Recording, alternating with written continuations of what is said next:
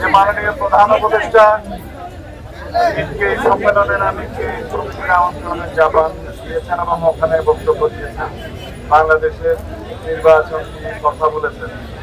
তিনি বলেছেন শুধুমাত্র একটি দল নির্বাচন চায়। তো আমরা এই বিষয়ে যথেষ্ট তথ্য নেই।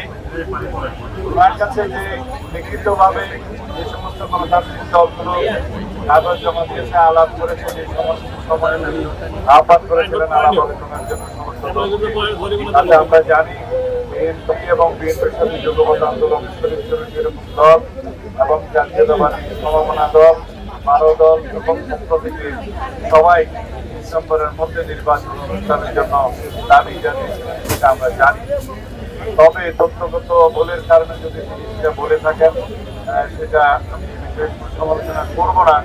তবে সমগ্র জাতি একটি সুষ্ঠু সুন্দর নিরপেক্ষ নির্বাচনের জন্য অপেক্ষমান, এটা ওনার বোঝা উচিত এবং খুব শীঘ্রই একটি সুনির্দিষ্ট রোডম্যাপ প্রদান করবেন নির্বাচনের মধ্যে।